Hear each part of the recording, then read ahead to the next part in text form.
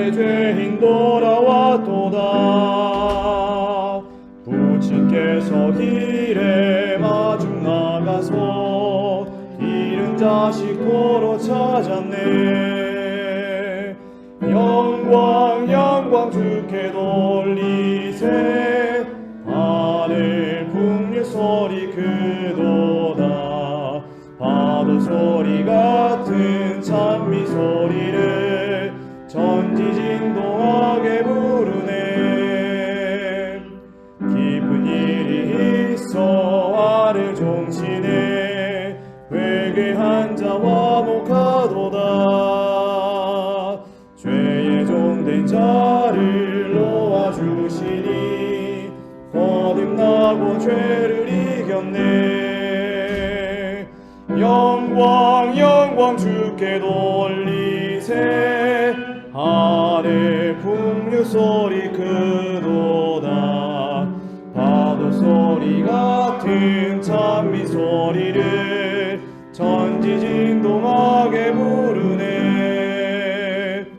하늘 종을 치고 잔치 베푸네.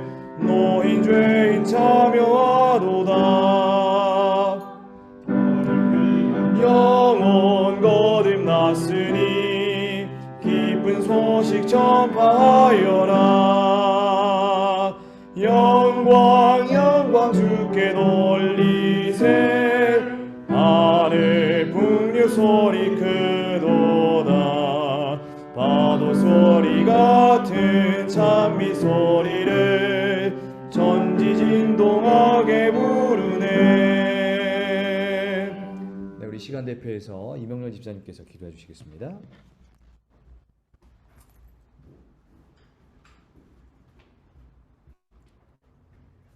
우리의 힘과 소망 되시는 감사하신 아버지 하나님, 이 시간까지 귀한 생명 주시고 또 사랑과 은혜로 여기까지 인도하여 주심을 감사합니다. 이 한 해가 또 저물어가는 이때에 우리가 드릴 것은 죄뿐이오니 십자가의 사랑으로 용서하여 주시옵소서. 날마다 십자가를 묵상함으로 우리가 죄를 멀리하고 우리 주님께서 모본으로 보여주신 겸손함과 자아 희생의 길, 우리는 할 수 없지만 주님께서 우리와 함께하여 주셔서 각자 십자가를 지고 순종하며 끝까지 따라가게 하여 주시옵소서. 주님 오심이 또 더 한층 가까워진 이때에 우리가 말씀 묵상을 전념하게 하시고 또 기도에 힘쓰므로 영의 사람으로 변화되어 주님의 형상과 또 품성을 닮아가게 하여 주시옵소서. 또 하나님의 나라를 또 회복하시는 것이 주님의 바람이시오니 우리도 같은 마음을 품고 주님의 사역에 동참하여 주님의 오심을 촉진시킬 수 있는 우리 모두가 되게 주님 인도하여 주시옵소서. 또 올 한 해의 마지막 이 뜻깊은 안식일에 또 저희들을 특별히 사랑하여 주심으로 당신께서 기이 쓰시는 주님의 종 또 말씀을 대언하실 때에 이 자리에 성령님 함께하여 주셔서 또 이 생명의 말씀이 우리의 삶을 변화시킬 수 있는 은혜로운 시간 되게 하여 주시옵기를 우리의 구원자 되신 고마우신 우리 구주 예수님의 이름으로 기도합니다. 아멘.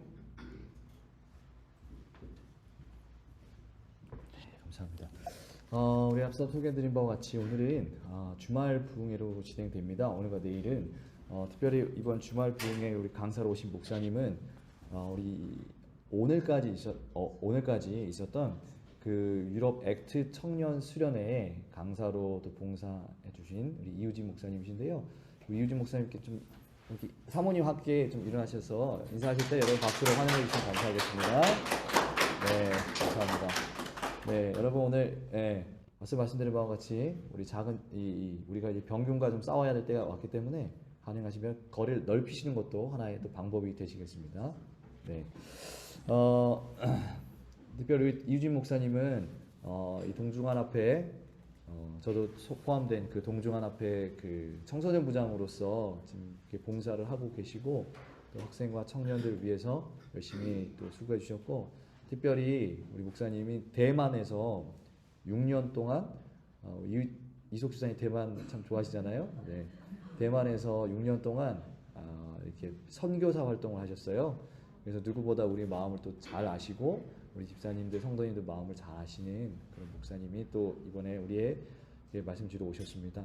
우리 말씀 대원하실 때 여러분 모두 다 은혜 받으시고 또 하늘과 가까워지는 시간이 되기를 간절히 소망합니다.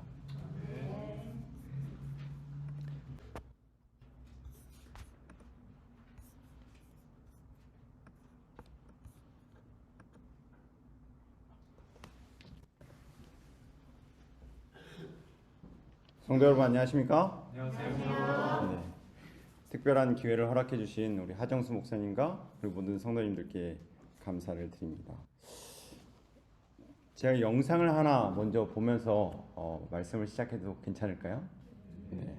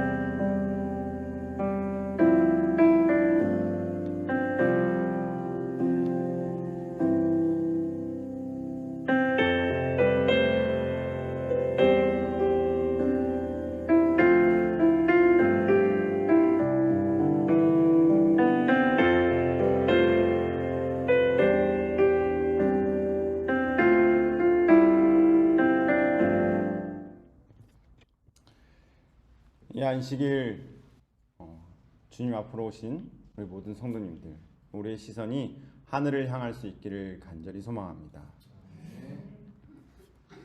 먼저 하나님의 말씀 로마서 7장 21절로 24절에 있는 말씀을 함께 보도록 하겠습니다. 로마서 7장 21절로 24절에 있는 말씀입니다. 제가 읽어보겠습니다. 그러므로 내가 한 법을 깨달았노니 곧 선을 행하기 원하는 나에게 악이 함께 있는 것이로다.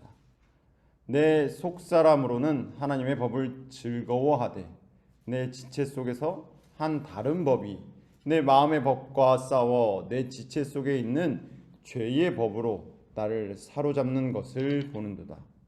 24절입니다. 오호라 나는 곤고한 사람이로다. 이 사망의 몸에서 누가 나를 건져내랴. 여러분 이번 한 주 여러분의 삶 가운데 웃음과 행복이 가득하셨습니까? 대답을 주저주저 하시는 것 같으신데요. 네. 눈을 뜨면서 오늘 하루 싱그러운 희망으로 하루를 시작하셨습니까? 아니면 오늘도 역시 절망과 두려움으로 하루를 보내셨나요? 요즘 한창 인기 있는 한국에서 뿐만 아니라 어쩌면 뭐 세상의 많은 나라 가운데 비슷하지 않을까 생각됩니다만 인기 있는 키워드 화두 가운데 하나가 바로 이 행복이라고 할 수 있습니다. 큰 것이 아닌 작은 행복들, 아마 뭐 여러분 들어보셨는지 모르겠지만 소확행이라고 하죠. 소소하지만 확실한 행복, 어떤 것들이 있을까요? 네. 자, 이번 한 주 우리 유럽에 있는 액트 청년들과 함께 특별한 시간을 가지면서 매 시간마다 소소하지만 확실한 행복을 하나 맛볼 수 있었습니다. 저희 유럽 액트 청년들 가운데 이 유럽 액트 회원들 가운데 가장 최연소 회원 3살짜리 회원이 있었습니다. 네. 성을 제가 모르겠네요. 아인이라고 안아인. 이 친구를 볼 때면 정말로 소소하지만 확실한 행복이 저뿐만 아니라 그 자리에 함께 했던 모든 청년들과 함께 할 수 있었습니다. 여러분 지난 안식 후 오늘까지 한 주일 동안 여러분의 삶에 뭐 크진 않다 하지만 작은 행복들 혹시 있으셨나요? 제가 잘 압니다. 이게 남의 나라에 살면서 확실한 행복을 갖는다는 것이 사실은 쉽지 않다는 사실을, 저도 아까 우리 목사님께서 말씀해 주셨지만 6년, 여러분에 비하면 짧지만 6년이라는 시간 동안 남의 나라에 살면서 때로는 저 나름 열심히 살았지만 그럼에도 뭔가 한 자리가 비어있는 듯한 그런 마음을 가질 때가 많았습니다. 저는 올해로 목회 발음을 잘 해야 되는데 18해를 하고 있습니다. 18년째 목회를 하고 있는데요. 이제 며칠 뒤면 19년째로 접어들게 됩니다. 근데 제 목회의 절반에 가까운 기간 동안 이 학교에서 목회를 했습니다. 우리 하정수 목사님도 원주 36이라는 학교에서 목회를 하셨지만 저도 거기에서 목회를 시작했고 얼마 전까지는 이 서울 36 고등학교에서 목회를 하기도 했습니다. 제가 고등학교에서 목회를 할 때 어느 학생이 저에게 찾아왔습니다. 목사님 하면서 저희 주머니에서 뭐 하나 딱 꺼내서 보여주는데 주민등록증이었습니다. 저 민증 나왔습니다. 뭐라는 건가요? 저 이제 자기도 성인이 되었다는 것이죠. 그래서 제가 물어봤습니다. 어때? 아무개야 어때? 민증 나오니까 기분이 좋아? 그랬더니 이 친구가 한다는 말이 제 예상 밖의 이야기, 생각 밖의 이야기를 하는 것입니다. 나이 들면 뭐 피곤하죠 뭐. 어떠십니까? 우리 성도님들, 오늘 하루 피곤하신가요? 도대체 이 주민등록증이 갖고 있는 부담감, 압박감이 무엇이길래 고등학교 이 만 18살이 대한민국에서는 만 18살이 넘어야 이 주민등록증이 나오죠. 이 학생으로 하여금 이 행복보다는 이 피곤함, 곤고한 삶에 대해서 맛보게 했을까요? 인생, 우리가 살아가는 인생이 피곤함의 연속입니까? 아니면 행복함의 연속인가요? 오늘 서두에 읽었던 로마서 7장 24절은 우리는 곤고한 사람이라고 이야기합니다. 곤고라는 표현 참 어렵죠. 어제 우리 청년들하고 이야기 나누는 가운데 청년들이 이제 아예 유럽에서 태어난 몇몇 청년들은 이 한국 단어들에 대해서 가끔 이렇게 헷갈리는 것들이 있었습니다. 지향과 지향. 사실 저도 찾아봐야 알 때가 있거든요. 그래서 이 곤고라는 단어가 무엇일까 좀 찾아봤습니다. 나는 정말 곤고한 사람이로다. 바울이 말하고 있는 이 곤고함이란 나는 얼마나 삶이 비참한 사람이냐 이렇게 이야기하는 것이죠. 곤란스럽고 고통스러움, 늘 평안한 삶이 이어지면 좋겠지만 이 민증을 받은 18살 학생이 고백한 것처럼 우리가 예상하지 못했던 일들이 빵빵 터집니다. 제가 여기 올 때 하정수 목사님이 아주 원대한 여러 가지 계획들을 이 연말 행사를 위해 준비하셨다고 들었습니다. 그런데 전혀 예상하지 못했던 일들. 결코 우리의 삶이 아마 저보다는 우리 성도님들이 더 잘 아실 것입니다. 우리들의 삶이 결코 평탄하지 않다라는 사실. 때로는 곤란하고 고통스러움이 계속해서 연달아오죠. 비참함을 느낄 때가 많다라는 사실입니다. 제가 살고 있는 저희 집은 여러분 혹시 서울의 36 서울병원이라고 아십니까? 예전에 위생병원이라고 불렀습니다.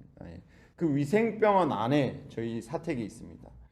제가 매일 늘상 다니는 곳이 병원 정문이기 때문에 병원에서 정문을 통과해서 집에 가기 위해서는 반드시 지나가야만 하는 장소가 있습니다. 그곳은 바로 장례식장입니다. 36 서울병원 이 위생병원의 정문을 통과해서 가다 보면 제일 화려한 건물이 나타나는데 그것이 바로 장례식장입니다. 그리고 제가 올해부터 동주하나회 청소년부에서 함께 봉사하고 있는데요. 올해 들어 거의 한 달에 한 번 꼴은 장례식장을, 평균 한 달에 한 번 꼴은 장례식장을 찾아간 것 같습니다. 이 장례식장을 찾아갈 때면 이 죽음이란 단어 앞에서 우리 삶의 무게가 결코 가볍지 않음을 돌아보게 되는 것 같습니다.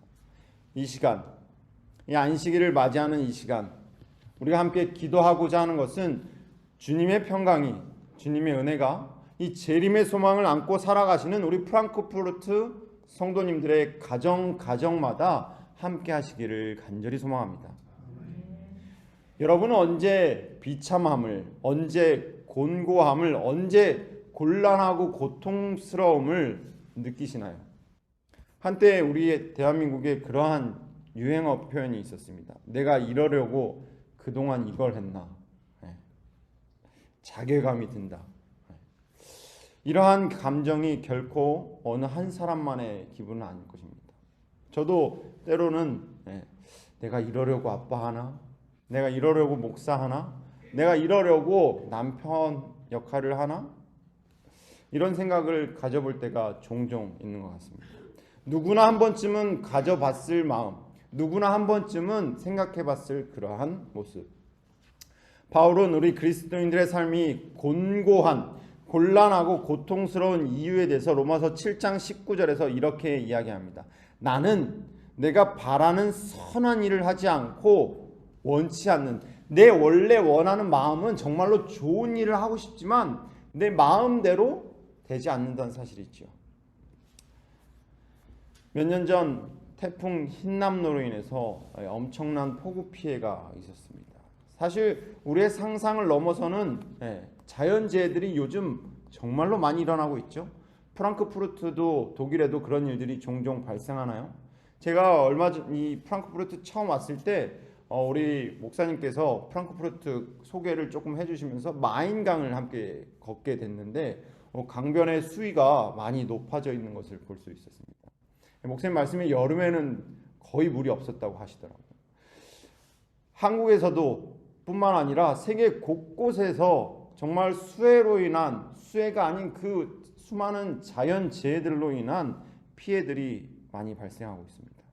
얼마 전에는 수해로 인해서 지하 통로가 물에 잠기는 사건이 한국에서 있었습니다. 이러한 상황 가운데 정말 물이 잠기거나 그러한 어려움 가운데 생명을 건지신 분들은 이 물에 대한 엄청난 두려움을 갖고 계시다고 하더라고요. 그리고 이런 분들은 한결같이 본인이 물에서 살아나왔을 경우 그러한 여러 가지 감정들, 여러 가지 두려움, 여러 가지 어려움에 대해서 자신이 살아난 것은 기적이라고 합니다. 성경에도 폭풍우 가운데 기적적으로 살아난 사람들의 이야기가 있죠. 누구의 이야기입니까? 바로 노아의 이야기죠. 네, 요나도 맞습니다. 노아, 폭우를 넘어서 온 땅이 단순히 어느 지역이 아니라 전 세계가 물에 잠기는 것을 목격했던 8명의 사람들, 노아와 그의 일가족. 한 지역을 넘어서 온 지구가 물에 잠기는 상황을 목격했을 때 그들의 마음은 어땠을까요? 그 상황을 돌아보면서 그들은 자신들의 삶을 돌아보지 않았을까요? 내가 지난날 살아왔던 2023년 내가 살아온 일생이 어땠을지를, 자신의 신앙을 지키기 위해, 하나님과의 관계를 유지하기 위해, 믿음을 고수하기 위해 내가 어떻게 살아왔는지를 그들은 분명 돌아봤을 것입니다. 그런데 여러분 잘 아시죠? 노아도 그랬고요. 그의 자녀들도 분명 홍수 이후의 삶, 홍수를 명확히 목격했던 이들의 삶임에도, 인생임에도 그들의 삶이 결코 순탄치 않았다는 사실입니다. 말 그대로 비참하고 공고한, 내가 그런 대홍수를 내 삶의 모습에 겪어도 지금처럼 살고 있다는 것을 볼 때면 어쩌면 그들은 스스로 곤고하다, 비참하다 느꼈을지 모릅니다. 여러분은 지난 2023년을 돌아볼 때면 여러분의 삶에서 혹여 신앙으로 인해서 곤고함을 느껴보신 적 있으십니까? 특별한 감사를 우리 하정수 목사님께 드립니다. 사실 목회자한테 있어서, 목회자 개인에게 있어서 연말 연시에 이 설교단을 누군가한테 내준다는 것은 쉬운 일이 아닙니다. 왜냐하면 특별히 담임 목사로서 하고 싶은 이야기가 있고 또 전해야 될 분명한 말씀이 있을 텐데 저한테 이런 기회를 주셔서 감사합니다. 우리가 원하는 삶은 분명 하나님의 말씀을 따라 순종하는 모습을 살아가는 것인데, 지난 2023년을 돌아볼 때 오히려 나의 원하는 마음과 달리 때때로 옳지 못한 발걸음을 해왔던 나의 모습들, 우리가 개구리가 올챙이 시절을 기억 못한다는 사실 잘 아시죠? 저도 아이들을 키워보니까 순간순간 이 아이들의 모습 가운데 제 자신의 모습이 투영되곤 합니다. 정말로 죄악으로 자연스럽게 기울어져 있는, 가만히 놔두면 어쩔 수 없이 나쁜 곳으로 흘러가는 제 모습을 이 아이들의 모습 가운데 종종 바라보곤 합니다. 제가 예전에 있던 학교에 안식일 예배 중이었습니다. 한 아이가 뒤로 나와 저에게 놀자고 하는 것입니다. 예배 시간이 지루했던 것이죠. 누구의 자녀인지 밝히면 안 되기 때문에 어느 목사님의 아들입니다. 엄마는 사모님, 아빠는 목사. 근데 이 아이가 저에게 와서 꼬시는 거죠. 목사님. 이 아이가 분명히 알까요, 모를까요? 지금 뭐 해야 되는 시간인지, 지금 예배 드려야 하는 시간이고 엄마 아빠 옆에서 뭐 해야 하는지, 자칫 잘못하면 예배 끝나고 아빠한테 불려가서 어떻게 될지 이 아이도 분명히 알지만 그러지 않는 것이죠. 제 자신도 순간순간 곤고한 삶에 놓여 있는, 정말 죄로 자연스럽게 제 발걸음이 옮겨지고 자연스럽게 엉뚱한 이런 모습들을 보일 때면 제 자신이 때로는 곤고해지기도 합니다. 내가 왜 그랬지? 내가 왜 그랬을까? 바울은 19절에서 우리의 삶이 왜 곤고한지를 밝혀주고 있습니다. 그리고 그 20절에서 그 이유에 대해서 이야기합니다. 만일 내가 원치 않는 것을 한다면 그렇게 하는 것은 내가 아니라 누가? 내 속에 있는 죄 때문이라고 말합니다. 예수님을 믿고 따르고자 우리는 결심했지만, 그분의 말씀을 따라 살아가고자 우리의 마음을 다짐해 보지만, 우리가 갖고 있는 제7일 안식일 예수 재림 이 신앙을 따라 믿음대로 살아가려고 노력하지만 우린 수시로 넘어지는 모습 바라보게 되고, 또 지난 1년을 돌아보면 우리의 모습이 왜 그랬을까? 그 이유가 어디에 있다는 것입니까? 여전히 우리 마음 가운데 포기 못한 자아가, 여전히 우리 삶 가운데 시기와 질투, 여전히 아집과 고집이 자리 잡고 있는 이유가 바로 죄 때문이라는 것이죠. 믿음의 대가이고 신앙의 선구자이며 무엇보다 말씀을 전하는 데 대가였을 사도 바울, 그는 이 3.6 교육을 넘어서 제7일 안식일 예수 재림교회가 갖고 있는 이 교육보다 오히려 더하면 더했지 덜하지 않았을 이 유대인의 교육을 받았던 그러한 인물입니다. 그러한 사람이 자신의 삶을 토대로 우리에게 고백합니다. 나는 얼마나 비참한 사람인가. 정말 곤고한 사람이라는 사실이죠. 정말 3.6 교육 제대로 받았고, 안식일 정말 잘 준수했고, 11금 정말 열심히 냈고, 정말로 예수님 따라 어디에든지 뛰어들 것 같이 살아왔지만 나는 정말 순간순간 비참하구나. 누가 나를 좀 끌어내면, 지난 1년의 삶 가운데 내가 이렇게 비참했는데 누가 나를 좀 이렇게 끌어내주면, 살려주면, 구해주면 좋겠다. 성경은 이 모든 삶의 곤고한 모습들이 우리 안에 머무는 죄 때문이라고 밝혀줍니다.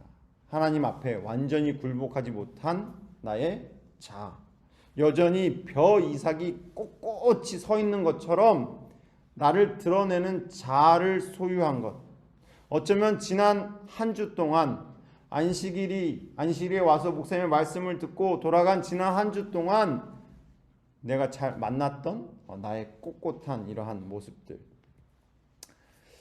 제가 우리 하정수 목사님하고 오늘 어딜 하이델베르크 거기 가서 알게 된 곳은 그곳이 루터의 아주 특별한 장소라고 합니다. 종교개혁자 마틴 루터는 이렇게 이야기하죠. 나는 교황이나 그의 모든 추기경보다 무엇을 두려워한다? 내 마음을 더 두려워한다. 여러분, 제가 이 독일이라는 곳에 와보니까 교회도 크고 성당도 크고 고대 이 중세 시대에 가졌던 이 카톨릭 천주교의 위세가 지금과는 엄청나게 달랐을 것을 이 건물들의 모습을 보면서 조금이나마 알 수 있는 것 같습니다. 황제를, 이 왕을 마음껏 쥐락펴락했던 이 교황과 추기경, 그들을 반박했던 인물이 루터입니다. 그들 앞에 서는 것조차도 두려워하지 않았던 이 루터가 무엇을 두려워하는 것입니까? 자신의 마음을, 하나님의 말씀대로 살기로 결심했지만, 믿음을 따라 신앙을 지키기 위해 노력하기로 했지만 여전히 그러지 못한 자신의 마음을 볼 때면 두렵다는 사실이죠. 이에 대해 오늘 본문이 있는 로마서 7장 15절에서 바울은 이렇게 이야기합니다. 나는 내가 하는 일을 이해하지 못합니다. 이것은 내가 원하는 것은 하지 않고 도리어 원치 않는 것을 하기 때문입니다. 하나님께 완전히 굴복하지 못한 자기 자신의 이 죄와, 내 안에 있는 죄와 계속되는 이 선악의 쟁투. 여러분 한 번쯤 다들 그런 마음 겪어보셨을 것입니다. 우리 삶에 끊임없이 이어지는 선과 악의 쟁투. 그 가운데 때로는 승리하기도 하지만 때로는 실망과 상처를 안기도 하죠. 삶의 연수가 하루하루 늘어나면 늘어날수록 주민등록증을 새로 받았던 이 만 18세밖에 안 된 18살 학생이 고백했던 것처럼 우리 주변에 우리가 싸워야 할, 투쟁해야 할 선과 악의 쟁투들이 점점 늘어납니다. 우리가 부정하고 미워하는 욕망과 감정들, 남을 향한 나의 이기적인 태도, 이 모든 것들이 날마다 우리 자신을 다시 지배하려고 아우성치는 모습들을 볼 때면 내 삶이 얼마나 곤고하고 비참한지를 수시로 만나게 되는 것이죠. 사랑과 희락, 화평과 오래 참음, 그리고 자비와 양선, 충성과 온유, 마지막 절제까지. 이 성령의 열매들로 내 삶을 정말 가득 채우고 싶지만 지난 1년 동안 이러한 열매들이 내 안에 열매 맺게 되기를 간절히 소망해 보지만 오늘도 여전히 그러지 못한 우리의 모습. 이러한 삶의 가장 큰 아쉬움, 가장 큰 안타까움은 이러한 난관 앞에 내 자신의 삶을 포장하기 시작했다는 것입니다. 곤고한 삶이 늘어나면 늘어날수록 성숙한 어른이 되었다는 순간부터 아는 척, 그렇게 하지 않은 척 포장하고 있는 제 자신을 바라보게 됩니다. 제가 예전에 대학교 1학년 시절에 제가 있었던 삼육대학교에 그때는 스마트폰도 없고 더더욱 핸드폰도 없던 시절이죠. 공중전화가 2개 있었습니다. 그러면 저녁 때가 되면 공중전화 앞에 학생들이 쭈루룩 모였습니다. 고등학생도 있었고요, 대학생들도 있었습니다. 그럼 고등학생들은 집에 전화합니다. 언제 주로 많이 하냐면 매달 거의 마지막 주가 되면 학생들이 다 전화기 앞에 섭니다. 왜 전화할까요? 그쵸, 용돈 달라고. 우리 예경이 아빠 엄마한테 설마 전화하진 않겠죠? 전화합니다. 전화하면 바로 뭐라 할까요? 고등학생들은 다짜고짜 전화를 딱 하잖아. 엄마야? 붙였어? 끊어.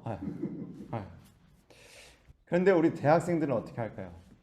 전화를 하면 아버님 잘 지내시죠? 집안에 별일 없으시고요. 어머니는 어떻게 식사는 하셨습니까? 부모님은 뭐 하십니까? 다 알고 있죠. 얘가 왜 전화했는지. 지금 뭐 달라는 것입니까? 용돈 달라는. 근데 우리는 왜 나이가 들면 들수록 우리 자신을 자꾸 포장하려고 할까요? 반면 우리 아이들은 자기가 원하지 않아도 가만 놔두면 어두운 방향으로 흘러가는 모습들을 소유하고는 있지만 그들은 있는 그대로의 모습 그대로 부모님 앞에 다가오곤 합니다. 여러분, 어느 게 덜 곤고한 삶일까요?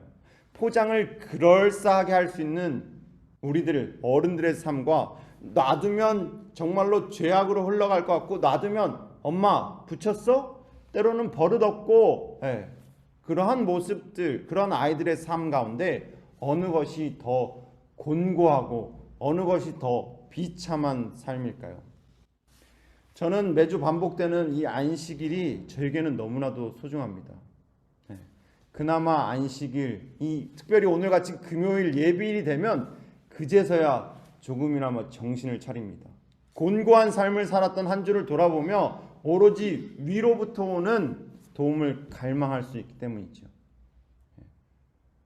사랑하는 우리 프랑크푸르트 교회 성도 여러분, 여러분에게 오늘 이 안식일을 맞이하는 시간, 여러분은 어떠한 마음 가운데 주님 앞에 나오셨습니까? 이 안식일은 여러분에게 어떠한 날로 다가오고 있나요? 안식일을 준비하는 이 예배 시간에 여러분에게 소중함과 은혜에 가득한, 무엇보다 이로 인해서 나를 돌아볼 수 있는, 그것으로 인해서 감사할 수 있는 기도가 넘치는 그러한 이 안식일 예비일이 되기를 간절히 소망합니다. 우리 자신의 곤고함을 돌아보고 다시금 주님 말씀 안에 내 자신을 세울 수 있는, 지난 한 주는 정말 비참했지만 다시금 찾아온 이 안식일, 나를 찾아 불러주시는 예수님으로 인해서 말씀 위에 나를 세울 수 있는 그러한 시간, 나의 무력함을, 죄로 기울어질 수밖에 없는 나의 삶을 있는 그대로 감추지 말고, 숨기지 말고, 포장하지 말고, 주님이 아는 그 모습 그대로 주님 앞에 나올 수 있는 우리 모든 성도님들이 되시길 간절히 소망합니다. 감리교회를 설립한 신앙운동가 이 존 웨슬리라는 사람은 자신의 경험을 통해서 이렇게 이야기합니다. 그리스도의 능력을 떠나 스스로 죄에 대한 승리를 얻기 위해 투쟁할 때 사람은 실패할 수밖에 없다. 우리 스스로 내가 그리스도의 능력을 떠나서 내가 죄와 선과 악의 투쟁 가운데 이길 것이라고 믿는 것, 사실 우리는 다시 한번 돌아봐야 하는 것입니다. 좀 전에 읽었던 로마서 7장 15절, 원하는 이것은 행하지 아니하고 도리어 미워하는 그것을, 죄된 것을 행하는 우리들의 삶, 이에 대해 우리 교회 주석은, 우리 제7안식일 예수재림교회가 갖고 있는 주석은 존 웨슬리와 같은 입장에서 설명합니다. 예수 그리스도께 완전히 굴복하지 않은 채 구원을 추구하는 자들은 모두 완전한 좌절을 경험하게 될 것이다. 여러분, 70번씩 7번 용서하라는 말씀 잘 아시죠? 제가 학생들을 가르칠 때면 학생들이 물어봅니다. 목사님, 70번씩 7번 몇 번인가요? 70번씩 7번 몇 번일까요? 우리가 보통 490번 이렇게 이야기하시죠. 근데 그게 아니라 70번씩 7번, 70 위에 7승이라는 숫자 아십니까? 70 곱하기 70 곱하기 그걸 7번 하는, 이렇게 계산하시는 분들도 있습니다. 70 곱하기 7이 아니라 70이라는 숫자를 70 곱하기 70 곱하기 70 곱하기 이걸 7번 하는 겁니다. 그럼 숫자가 어마어마하게 커지죠. 그 숫자가 몇 번인지 그 숫자에 대해서 오늘 이 시간 말씀드리려는 것은 아닙니다. 70번씩 7번이 아니라 7번, 그냥 7번이라도 남을 용서하는 것 어렵죠. 그런데 여러분, 70번씩 7번 곤고한 삶을 살아가고 있는 나의 모습 그대로 주님 앞에 나가는 것이 어려운가요? 아니면 남을 용서하는 것이 어려우신가요? 세상은 말할지도 모릅니다. 만약에 내가 똑같은 죄를 490번이 아니라 70번씩 70번씩 70번씩 7번을 곱한 이 숫자만큼 똑같은 짓을 하고 또 하고 또 하고 예수님 앞에 가서 죄송합니다, 반성합니다 하고 기도하는 모습, 너무 염치없지 않나요? 그렇다면 이러한 곤고한 삶을 살 수밖에 없고 매일 반복되는 신앙의 무력한 상태에서 우리는 그러면 어떻게 하면 벗어날 수 있을까요? 로마서 7장 25절입니다. 우리 주 예수 그리스도를 통해 나를 구원해 주신 하나님께 감사합니다. 아직도 내 마음은 하나님의 법을 따르고 육신은 죄의 법을 따르고 있습니다. 사랑하는 우리 성도 여러분, 죄로 인해 우리는 곤고할 수밖에 없는 존재입니다. 70번씩 7번이 아니라 그 이상도 넘어지고 또 넘어지고 또 넘어지는 그런 존재이죠. 그렇기 때문에 그리스도께서 우리가 그분 안에서 하나님의 의가 되도록 하기 위해서 대신 죄를 짊어지시고 그분이 우리를 대신한 죄가 되셨습니다. 예수님께서 저와 여러분을 이러한 죄로부터 자유케 해 주시기 위하여 우리를 위한 희생 제물과 담보물이 되어 주신 것이죠. 예수 그리스도께서 우리가 갖고 싶지만 절대 우리 자신을 의지해서는 그 하나도 가질 수 없는 성령의 9가지 열매를 주시기 위하여 지금 이 순간에도 그분은 하늘에서 저와 여러분을 위하여 중보하고 계시다는 사실, 우리를 위해 대신 죄가 되시고 저와 여러분을 위해 대신 희생 제물이 되시고 대신 담보물이 되어주신 주님, 우리의 중보자가 되시는 그분의 순결하심 가운데 저와 여러분을 하나님 아버지 앞에 괜찮다, 정말 곤고하지만 비참하고 보잘것없지만 제가 보증합니다. 그렇게 이사야는 이사야서 64장 6절에서 우리의 의는 다 더러운 옷 같다라고 고백하죠. 우리는 스스로 결코 의의 옷, 그 어떠한 의의 옷도 하나 장만할 수 없습니다. 죄로 기울어져 버린 영혼을 가릴 수 있을 만한 것이 하나도 없는 것이죠. 그래서 여러분, 우리는 우리가 입는 이 옷이 아닌 그리스도께서 입혀주시는 의의 옷을 입어야 한다라고 성경은 전합니다. 주님은 나를 위하여 돌아가셨다. 그분은 나의 영혼의 치욕을 짊어지셨다. 그것은 주님의 이름으로 내가 승리자가 되고 그분의 보좌에 이르기까지 높임을 받을 수 있게 하시기 위함이다. 우리가 그리스도께서 나를 위한 의가 되시고 나를 위한 중보자가 되심을 이를 믿고 이를 깨달을 때 그분이 입혀주시는 의의 품성을 우리는 또한 입을 수 있다라고 성경은 전합니다. 마지막 날, 저와 여러분은 재림 성도죠? 우리가 재림 성도가 맞습니까, 여러분? 감사합니다.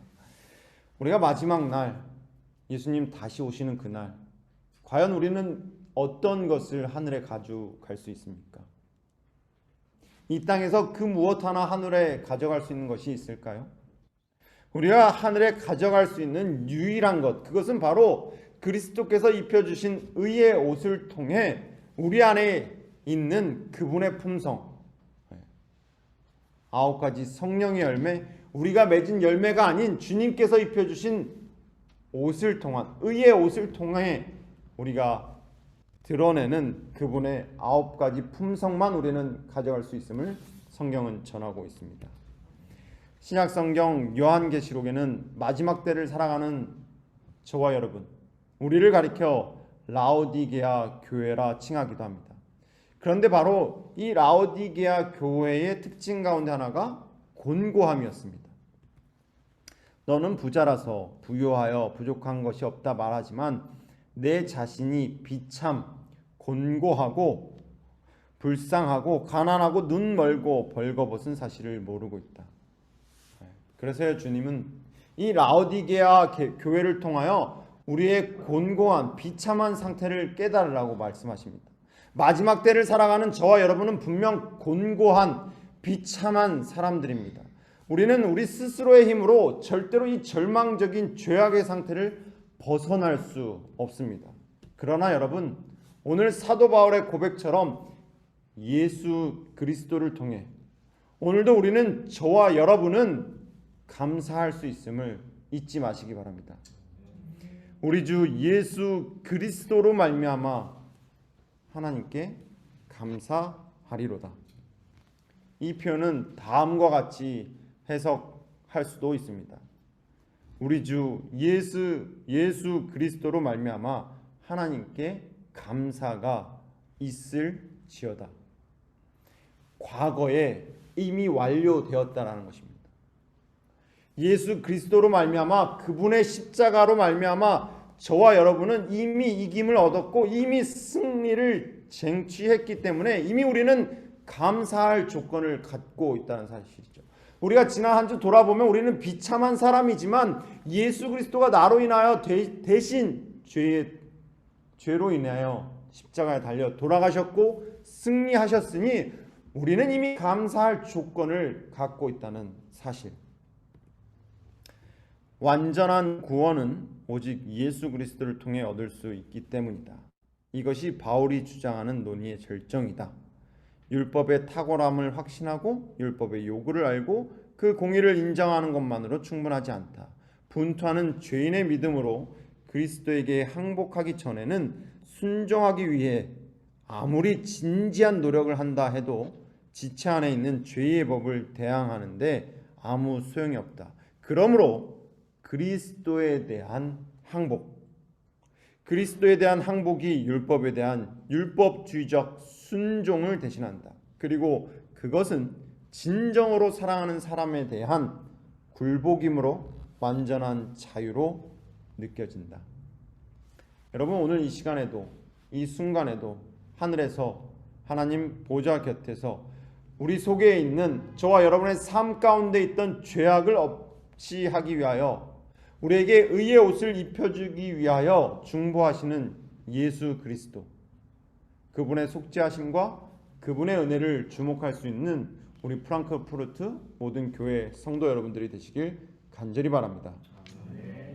공고한 삶의 연속 가운데 계신 저와 여러분, 죄악으로 치우쳐버리는 삶을 살아갈 수밖에 없는 우리지만 우리 자신을 돌아보면 여전히 곤고하고 지난 1년 동안 살아온 나의 모습을 살피고 돌아보면 여전히 비참하고 어두울 수밖에 없지만 그것이 비록 우리의 현실이지만 반복되는 곤고한 삶일지라도 그 길에서 벗어나는 것, 그것은 저와 여러분의 시선을 매 순간 어디에 고정하는 것입니까?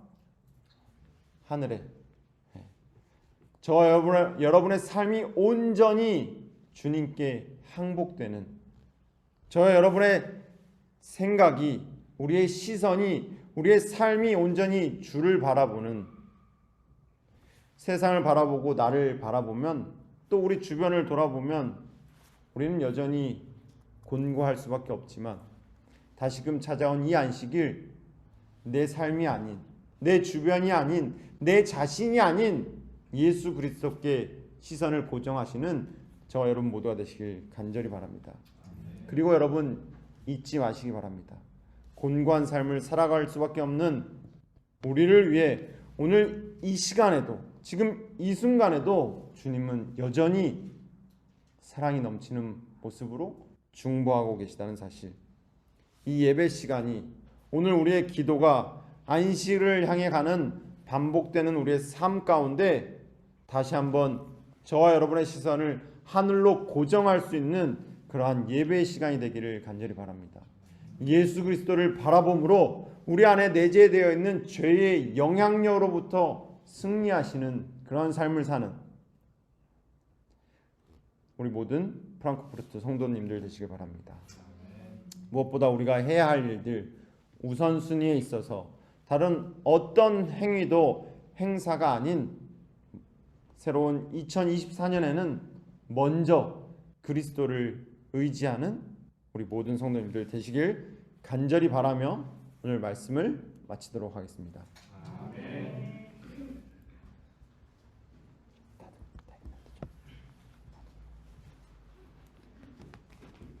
자, 우리 마치는 찬미 362장 고난 내용은 편히 쉬는 곳 362장 함께 부르시고요. 우리 말씀 주신 우리 목사님 기도로 오늘 집회 마치겠습니다. 362장입니다.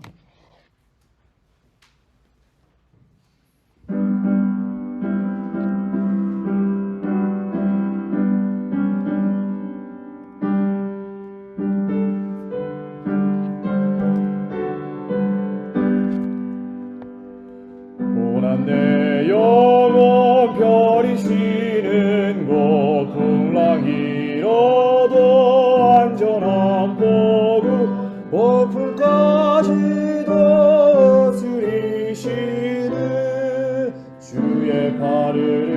받으리함이라. 주의 영원한 심판 함께하사 항상 나를 붙드시니 어느 곳에 가든지 요동하지 않음은 주의 팔을 의지함이라. 세상 친구들 나를 버려도 예수 우리와 동행함으로 주의 은혜가 충만하리니 주의 팔을 의지함이라. 주의 영원한 심판 함께하사 항상 나를 붙드시니 어느 곳에 가든지 요동하지 않음은 주의 팔을 의지함이라.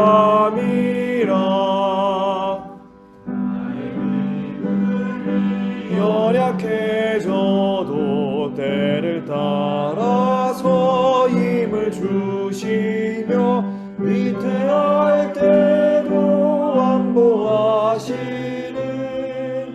주의 팔을 의지함이라. 주의 영원한 심판 함께하사 항상 나를 붙드시니 어느 곳에 가든지 요동하지 않음은 주의 팔을 의지함이라. 능치 못한 것 주께 없으니 나의 일생을 주께 맡기며 나의 모든 짐 대신 지시는 주의 팔을 의지함이라. 주의 영원한 심판 함께하사 항상 나를 붙드시니 어느 곳에 가든지 요동하지 않음은 주의 팔을 의지함이라.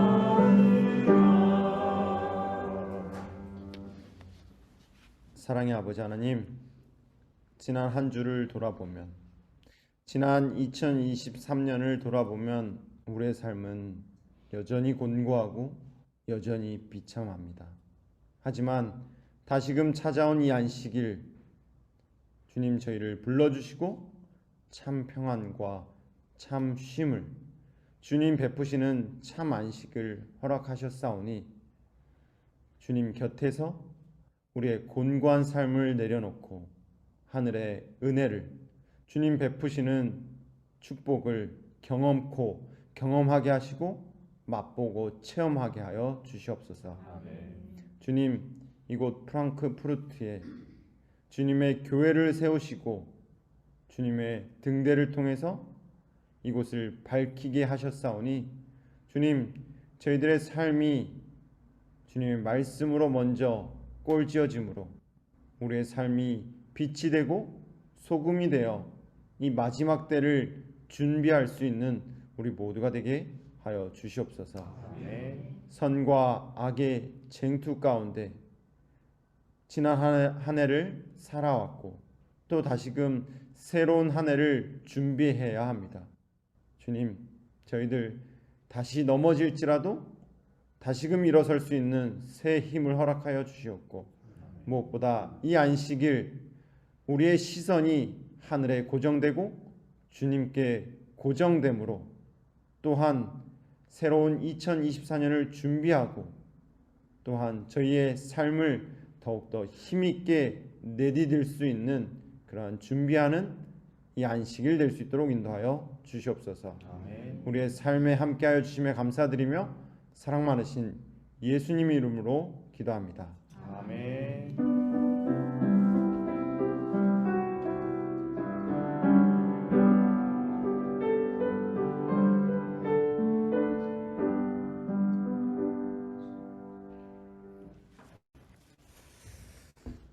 감사합니다, 여러분. 오늘 밤도 편안히 돌아가시고 내일 또 예배 시간 정해진 예배 시간 때 우리 함께 뵙도록 하겠습니다. 자, 평안히 돌아가시고 또 편안히 안녕히 주무시기 바랍니다. 감사합니다.